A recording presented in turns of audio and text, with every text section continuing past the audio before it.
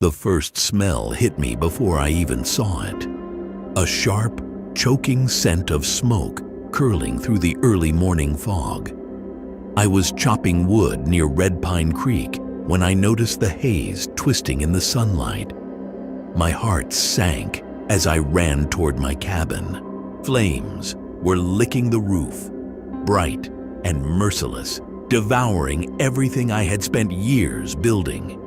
My tools, the stacks of chopped wood, even the small garden I had tended since last spring were swallowed by fire. I stopped just short of the porch, my chest tight, watching heat and smoke tear apart my life.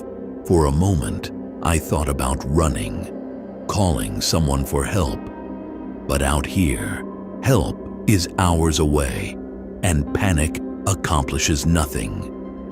I let the fire rage, standing still, trying to make sense of the sudden chaos. I remembered the nights I stayed up late, repairing the roof, patching the walls, and stacking firewood. Each swing of the axe, every nail driven, every seed planted, gone in minutes. And yet, I didn't scream or curse. The fire was what it was. I had no control over it. Smoke stung my eyes as I edged closer, picking through what I could salvage. A bent shovel, a scorched pot, small fragments of a life now altered. Even in the ruins, there was something grounding about the rhythm of assessing what remained. I thought about Thomas Greer, the neighbor who always warned me about the risks of leaving a fire unattended. He would have called me reckless, maybe even foolish, but blame changes nothing. I took a breath, letting the sting of loss settle, and planned my next steps in silence. Hours passed. The fire finally died, leaving charred beams and blackened soil. I knelt in the ashes, feeling the heat of what had been and the cold of what remained. I knew rebuilding would be hard, maybe harder than anything I'd faced before. Yet, as I picked up the first piece of salvaged wood, I understood that losing everything does not mean losing myself. This cabin, these tools, even this fire, they are all temporary. My will, my calm, and my ability to start over are permanent. I tightened my grip on the wood and began again. Hi, I'm Elias Crowe, and what I'm about to share is something that changed everything for me. Living out here near Red Pine Creek, surrounded by forest and isolation, you learn quickly that life doesn't hand you second chances. Some days feel calm, almost predictable. Other days, everything you've worked for can vanish in a heartbeat. That's exactly what happened to me one morning. I woke to smoke, flames, and the smell of everything I owned burning. It was terrifying, but also strangely clarifying. Before we dive into the story, I want to invite you to subscribe to the channel. Sharing these experiences keeps me grounded, and your support helps me continue telling these stories of survival, resilience, and lessons learned the hard way. Also, I'd love to know where you're watching from. Comment below with your city or the country. I read every single one, and it's incredible to see how far these stories travel. Now, settle in. This isn't just about a fire. It's about what happens when you lose everything and have to find yourself in the ashes. What you'll hear is raw, unfiltered, and exactly what I experienced during the days that followed. The fire was still smoldering when I first stepped closer, the air thick with smoke and ash. My cabin, the place I had poured years of sweat and patience into, was unrecognizable. Roof collapsed, walls blackened, and everything I had carefully organized was either burnt or broken. My stomach sank, but strangely, I felt no panic, only the sharp clarity that I had to act. I dug through the ashes, moving cautiously, careful not to burn myself on a lingering ember. A twisted metal pot, a scorched pan, a bent shovel. I salvaged what I could. Each small item was a reminder that while the fire had taken a lot, it had not taken everything. Even in destruction, there was something I could hold on to. The forest around Red Pine Creek was eerily quiet, almost as if it was watching. The wind carried the scent of smoke into the pines, and I could see animals retreating in the distance. For a moment, I felt completely alone, truly small in the vastness of the wilderness. But solitude has a way of sharpening your focus. I reminded myself that this was survival, not despair. I thought about the nights I had spent reinforcing the cabin. Every nail hammered, every log stacked. It all seemed meaningless now. But then I realized that it wasn't meaningless. The knowledge, the skill, the discipline to survive in the forest that couldn't be burned. That was mine forever, and it was far more important than any physical possession. I started planning. The fire had left piles of debris, and I needed to clear a path to the water source. Red Pine Creek was only a short walk, but carrying water for rebuilding and drinking would be grueling. Still, I didn't complain. Every step I took was deliberate, every action measured. Panicking would achieve nothing, but patience and method would give me a chance to rebuild. Hours passed as I worked, sweat mixing with ash, hands blistered from lifting scorched wood. Each fragment of material I salvaged was like reclaiming a part of myself. I paused several times to breathe, to remember that losing a cabin didn't mean losing who I was. It was a lesson I had learned before, but never so sharply. Control what you can, accept what you cannot. By late afternoon, the debris was cleared enough to see the foundation of the cabin.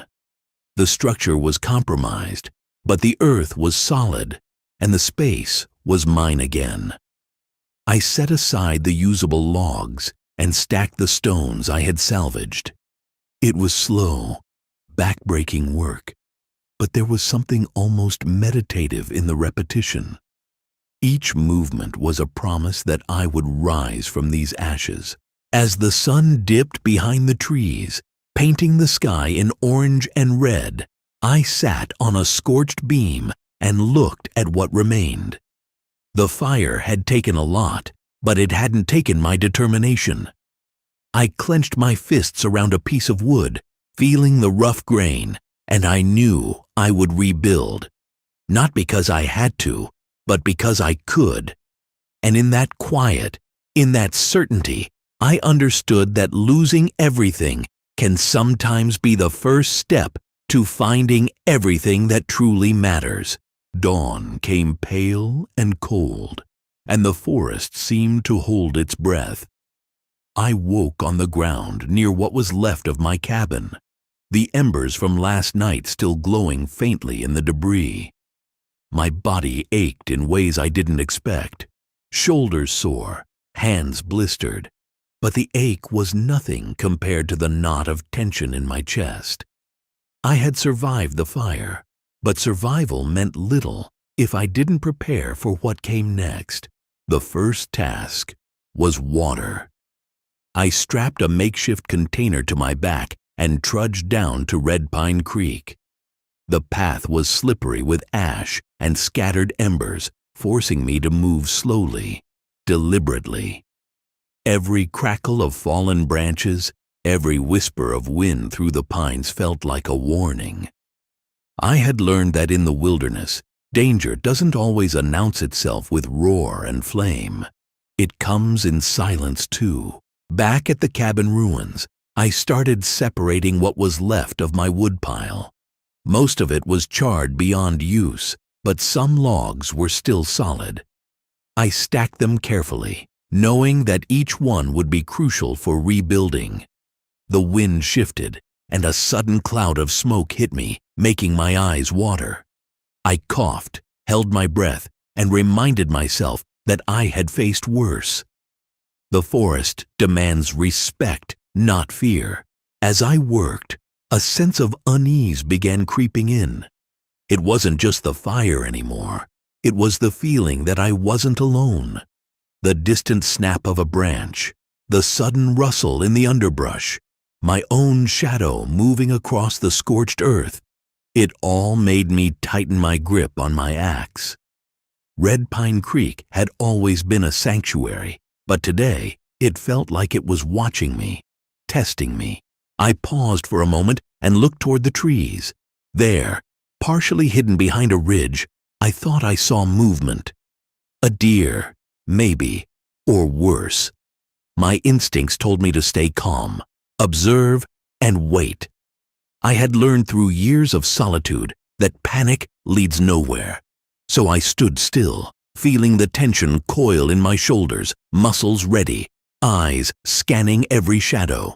Hours passed with nothing approaching, and the forest gradually returned to its rhythm. Birds called, the creek murmured, and the wind rustled the pines. Yet I couldn't shake the feeling of being observed. Every step I took rebuilding, every log I placed, I did with heightened awareness. It was exhausting, but focus was the only protection I had out here. By late afternoon, I had managed to clear most of the debris and organize the materials I could reuse. My hands were raw, my back screaming in protest, but I had made progress. Sitting on the remaining porch beam, I felt a flicker of something I hadn't allowed myself yet. Hope. Not naive hope, but the cautious, steady kind that grows from hard work and endurance. As the sun dipped low, casting long shadows across the burned clearing, I realized that the real challenge wasn't just rebuilding the cabin, it was rebuilding my own certainty in this forest. The fire had tested my limits, but it had also revealed them.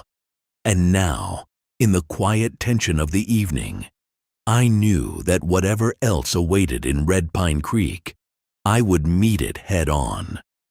Because surviving the first disaster was one thing, but surviving what came next would demand everything I had left.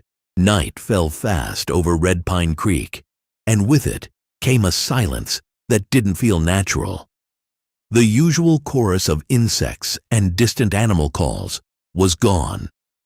I sat beside a small, controlled fire I had built in a shallow pit, keeping the flames low to avoid drawing attention.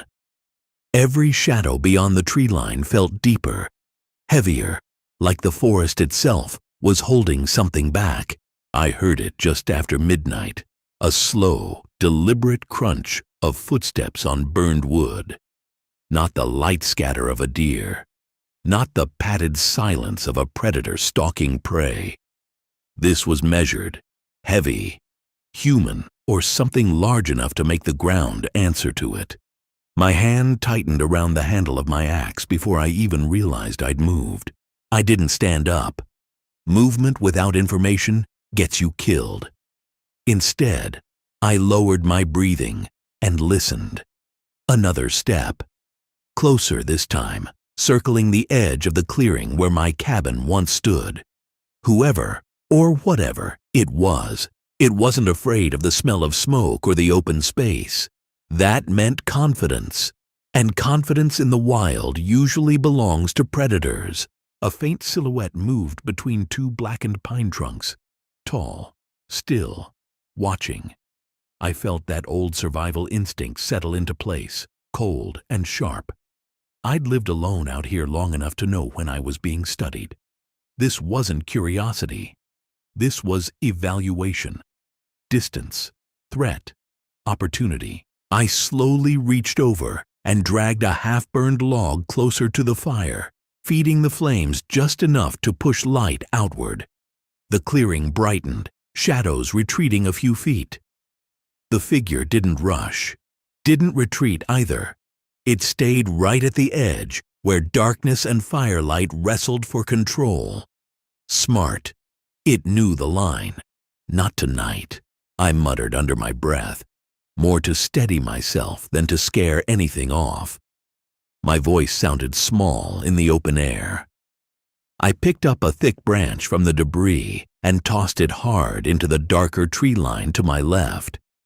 The crash it made echoed through the forest. A test. The reaction was instant. Movement to my right, fast, controlled, deliberate. I caught the outline again, closer now. Definitely not a deer. Too upright, too aware. My pulse thudded, but my hand stayed steady. Fear is natural. Letting it drive is a death sentence. I shifted my position slowly, keeping the fire at my back so my eyes could adjust to the dark ahead. Minutes stretched like hours. Then, just as quietly as it had come, the presence withdrew. One step back, then another. No panic, no rush, just a decision made. The forest sounds didn't return right away. Whatever had been there hadn't just wandered through. It had come to look, to measure. And tonight, it had decided I wasn't worth the risk. Yet, I didn't sleep after that. I fed the fire until dawn. Eyes locked on the tree line. Mind turning over one clear truth. The fire hadn't just destroyed my cabin. It had announced me. And something out there had heard. Morning broke over Red Pine Creek, but the forest felt heavier than ever. The smoke from the fire lingered in the trees, twisting around trunks and hanging low over the clearing. I could still feel the presence from the night before, as if it had left an invisible mark, a reminder that I was being watched. This was no ordinary threat. I knew it. I decided to scout the perimeter, gathering what remained of my supplies and venturing deeper into the burned forest. Every step was calculated. Every snapped twig or rustle of leaves made me freeze, heart racing. The wind carried unfamiliar scents, some metallic, some earthy, all signaling change. Something had entered my territory, and I had no idea how long it had been here. Near an old ridge I called Crowe's Watch, I noticed tracks in the ash, fresh human footprints, large, deliberate. They circled the cabin ruins, then vanished into the trees. My stomach tightened. Whoever or whatever had come through last night was clever, patient, and dangerous. This wasn't a random wanderer or a curious hiker. This was deliberate, observing, waiting. I returned to the ruins, sharpening my tools and reinforcing what little barricade I could manage. Every log, every stone I repositioned felt vital. My mind raced through possibilities. Was this a trespasser? Someone after my supplies? Or worse, someone who had noticed my isolation and decided I was prey? The forest had always been my ally, but now it felt like it was conspiring with the unknown presence to test me. By mid-afternoon, the sun was high, and the tension hadn't let up. I heard a low growl, soft but distinct, from the ridge behind me. Not human, not animal, somewhere in between, maybe. My heart pounded as I gripped my axe tighter. Years of survival had taught me to respect what I didn't understand, but this was different. This was deliberate menace. It wasn't afraid. It wasn't curious. It was assessing. Then, I heard a voice, low, distorted by distance and shadow. Elias Crowe. The sound carried across the clearing, sharp and deliberate. I froze, sweat and ash on my skin. eyes scanning the tree line. The firelight from my pit cast long shadows, but nothing moved. Whoever it was, they weren't showing themselves fully. They wanted to see my reaction, to measure my fear. I stepped forward slowly, keeping the axe ready, but relaxed.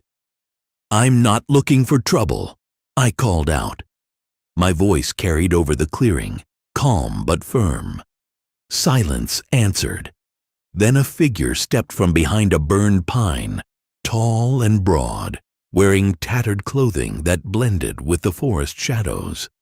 A hood obscured their face, but their stance was deliberate, controlled, like a predator's. We studied each other. Every muscle, every heartbeat felt amplified. The figure didn't attack. They didn't flee. Instead, they extended one hand, pointing toward the creek and the distant ridge. A challenge? A warning?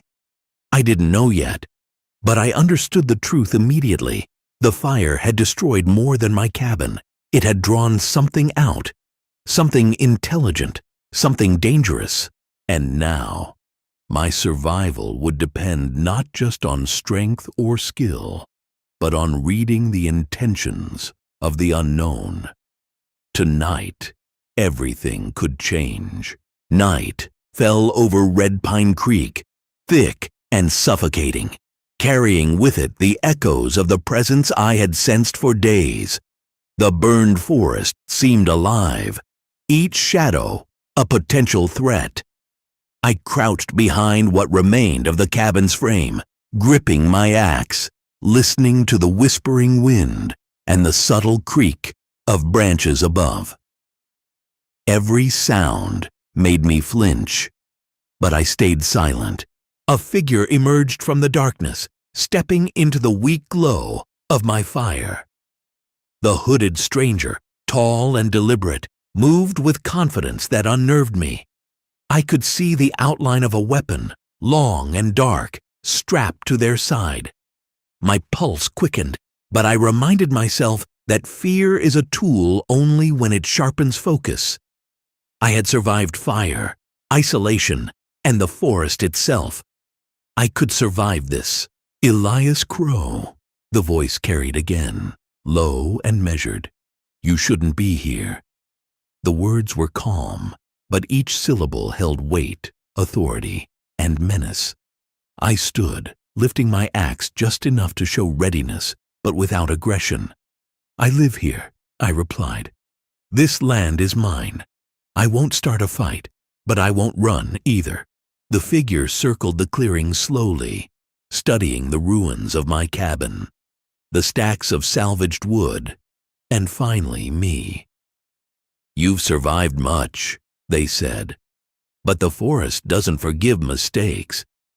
I felt a chill in their words, an implication that the fire had not been entirely accidental. Something else had drawn them here, something connected to the flames. I tightened my grip on my axe and stepped forward. "If you're here to threaten me, leave now. You'll find no fear here, only resistance." The stranger paused, tilting their head as if weighing the sincerity of my words. For a moment, silence stretched between us, thick with anticipation. Every nerve in my body screamed readiness, every sense heightened. Then, without warning, they lunged, not at me, but toward a small movement in the shadows behind the ridge. I followed instinctively, rushing to intercept, and saw a small figure fleeing, an injured wolf tangled in scorched underbrush. The stranger froze, then glanced at me, expression hidden but unmistakably calculating. This was no random encounter. The forest had been testing me, preparing me.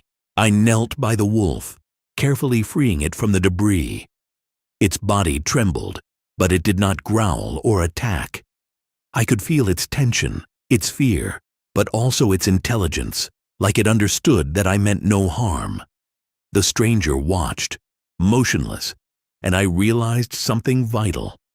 The fire, the tracks, the presence, all of it had been a trial, a measure of my patience, focus, and respect for the forest. Finally, the figure stepped back, lowering the hood to reveal a weathered face marked by scars and experience. "You've survived where most fail," they said.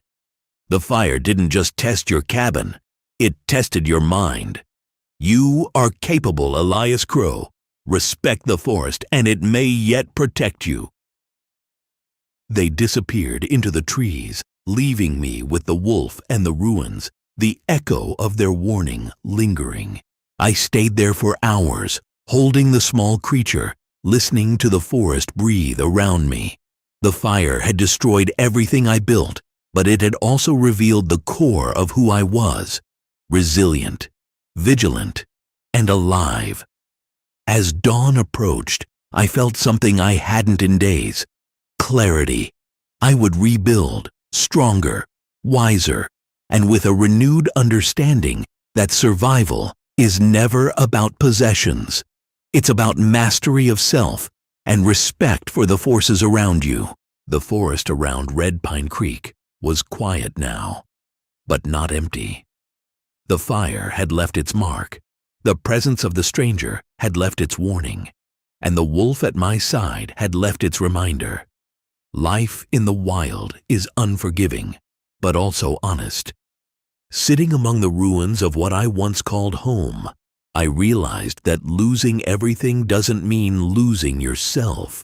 Every swing of the axe, every careful step through the ashes, every decision to face fear head-on had shaped me far more than the walls of a cabin ever could. Survival isn't about what you own. It's about the strength you carry inside, the patience to endure, and the clarity to act when it matters most. I had been tested in fire, in isolation, and by the unknown lurking in the shadows. And I had passed, not because I was fearless, but because I understood the value of control over my mind and respect for the world around me. I want you to take this with you. No matter what is destroyed, taken, or threatened in your life, your inner strength is yours to protect. Loss can sharpen you, challenge you, and even teach you more than comfort ever could. I rebuilt more than a cabin. I rebuilt certainty, calm, and focus that no fire, no shadow, and no threat could ever steal. If this story resonates with you, I encourage you to subscribe to the channel, share your thoughts, and comment below where you're watching from. These stories aren't just mine. They're reminders that all of us face challenges, sometimes terrifying ones, and that what we do in those moments defines who we truly are. Remember, survival is not just about enduring the world. It's about mastering yourself within it.